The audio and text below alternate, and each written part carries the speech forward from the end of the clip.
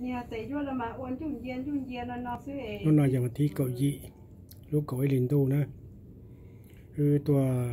giờ mò trong đó ít tồn tại nó vậy tồn tại giờ mò hay nó trong phong sự đời giờ này lên tư một mò mong kènตัวgiờ đó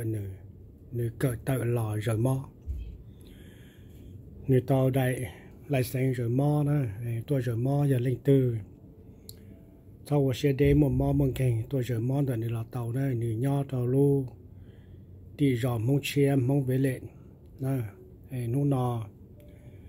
tôi giờ mong để nó cú bao tàu thì cú mà cho cái tia bên tu tôi giờ mong nó tia dạ thế giờ lên nó nọ dùng xe tàu này tôi giờ mong nó có hút cho nó đây nè yên công này luôn bây giờ nè yên công nó này giờ xài mong đã chưa có mong ya nè có mong ya bao nhiêu mong lì nó dùng nó in hú dùng hành này trong phong sự đời linh từ Malaysia Sapa bây giờ thành mông nó làตัวtàu nữa mà trong cha họ bên bốn baตัวmaตัวsủa nữaตัวđậuตัวbùi là chùa là giờ giờ là bây giờ mù tiền chính đó là bây giờ thành mông giờ này trong cái team mông sự đời này họ tiểu họ nói giờ họ dùng thiaตัวอีchơi rồiอยู่ตัวมองอ้อตัวหมูchơi rồiอยู่ตัวมอเทียlàตัวgiờ này cái khó yếu khó tung cái đó cũng chỉ bao nữa mà nè tôi khó cái đó nữa cho bây giờ nữa tôi cái đó nè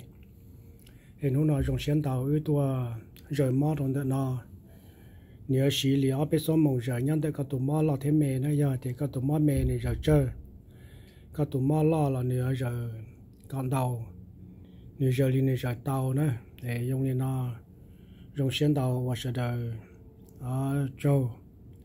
nè là xây là sửa thì sẽ biết tồn tại nó rồi trong này trả nữa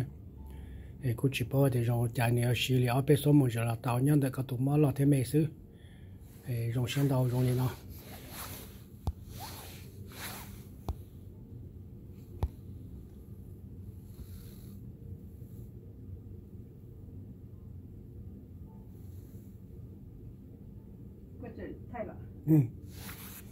nếu mà giờ sau này nếu giờ tụi đi tàu rủ khó rủ cái mỏ khó từ nếu giờ còn đầu xứ nếu cho lệnh thôi nếu cho lệnh cả cho lệnh mua cho lệnh mua lại nó chỉ nếu có cho mỏ còn đầu xứ rồi nó nhớ rằng sẽ đời